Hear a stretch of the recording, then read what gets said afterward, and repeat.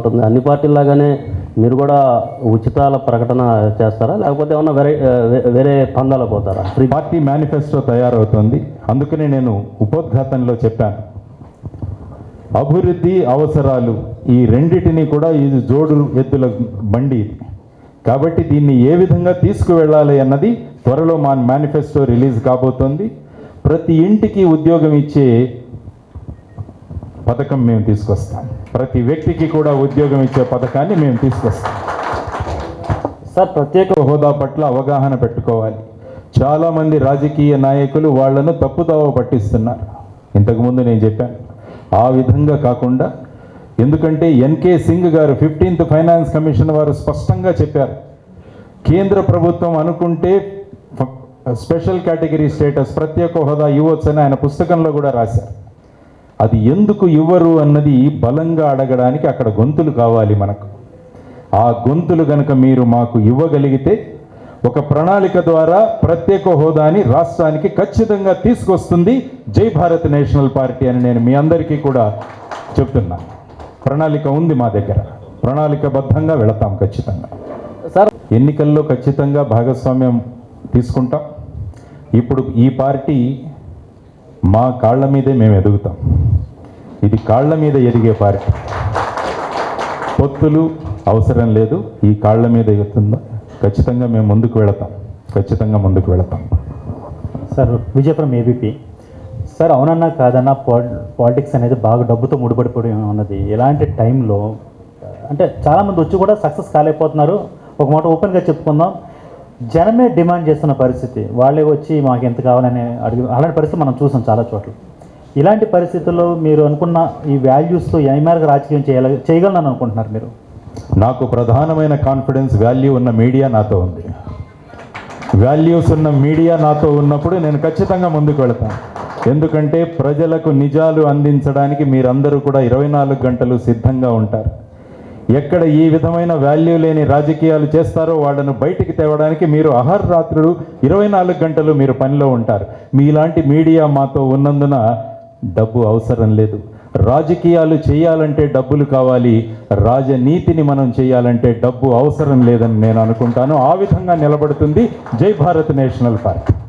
అంటే చట్టాలు, bank manager చూడండి, బ్యాంకు మేనేజర్ ప్రతిరోజు రాత్రి క్యాష్ చెస్ట్లో ప్రతి రూపాయికి లెక్క కట్టుకొని ఇంటికి వెళతాడు. ఎందుకంటే అక్కడ చట్టాలు అలా ఉన్నాయి. కాబట్టి కొత్త చట్టాలను కనుక మనం తీసుకురాగలిగితే, అవినీతి చేయలేని చట్టాలను మనం తీసుకురాగలిగితే, థర్డ్ పార్టీ ఆడిట్ పబ్లిక్ నుంచే మనం పెట్టగలిగితే అప్పుడు ఖచ్చితంగా అవినీతి అన్నది ఉండదు. అది ఎలా చేయాలో అన్నది జై భారత్ పార్టీ దగ్గర బ్రహ్మాండమైన ప్రణాళికలు ఉన్నాయి. ప్రభుత్వం చేసే ప్రతి పనిని కూడా ఆడిట్ ప్రజలే చేస్తారు, డిపార్ట్మెంట్లు చేయవు. ఆ విధమైన సంకల్పనలతో జై భారత్ నేషనల్ పార్టీ ముందుకొస్తుంది, అవినీతిని తొలగిస్తుంది. రాజకీయాల్లోకి వచ్చారు. ఇప్పుడే రాజకీయాల్లోకి వస్తే వాళ్ళందరూ జీవితంలో ఇబ్బంది పడితే, రాజకీయాలు ఇబ్బంది పడితే వాళ్ళ భవిష్యత్తు ఏంటి? ఇంకొక క్వశ్చన్, మీరు ఆంధ్రప్రదేశ్లో ఎంపీగా పోటీ చేస్తారా, ఎమ్మెల్యేగా పోటీ చేస్తారా, లేదా రెండు చోట్ల నుంచి పోటీ చేస్తారా, ఒక చోటే పోటీ చేస్తారా? యువత రాజకీయం ఎక్కడి నుంచి చేస్తారు? యువత రాజకీయంలో రావాలని నేను ఎప్పుడు చెబుతూ ఉంటాను. ఎందుకంటే దానికి ప్రధానమైన కారణం భారతదేశంలో ఏమైందంటే, ముఖ్యంగా ఆంధ్రప్రదేశ్లో మన కాలేజెస్లో స్టూడెంట్ బాడీ ఎలక్షన్స్ ఆపేశారు. అందువల్ల కొత్త స్టూడెంట్ లీడర్షిప్ రావట్లేదు. భారతదేశ స్వాతంత్ర సంగ్రామంలో కూడా దానికి ముందు నలిపిన వాళ్ళు యువతరం, ఆ తర్వాత స్టూడెంట్ లీడర్స్. ఆ విధంగా రావాలంటే పొలిటిక్స్ను కూడా కెరియర్గా చేసుకునే పరిస్థితులు మనం కల్పించాలి. అందరూ రాజకీయ నాయకులు వాళ్ళ కుటుంబ సభ్యులు కావాలి, వాళ్ళ బంధువులు కావాలి, ప్రస్థాపిత వ్యక్తులు మాత్రమే కావాలి అని అనుకుంటున్న సమయంలో యువతరం రావట్లేదు. అటువంటి వాతావరణాన్ని ఖచ్చితంగా జై భారత్ నేషనల్ పార్టీ క్రియేట్ చేస్తుంది. ఎందుకంటే ఒక ఉద్యోగాని కోసం ఎంతోమంది అప్లికేషన్లు పెడతారు. ఇవన్నీ కూడా ఉద్యోగాలే. వార్డు మెంబరు నుంచి sarpanch, municipal councillor, corporator, MPTC, ZPTC, ఇవన్నీ కూడా ప్రతి 5 సంవత్సరాలకి 5 లక్షల ఉద్యోగాలు పడతాయి. ఎందుకు వీటిని కెరియర్గా చేసుకోవట్లేదు? ఎందుకంటే ఆ విధమైన కాన్ఫిడెన్స్ మనం యువతరంకి ఇవ్వట్లేదు.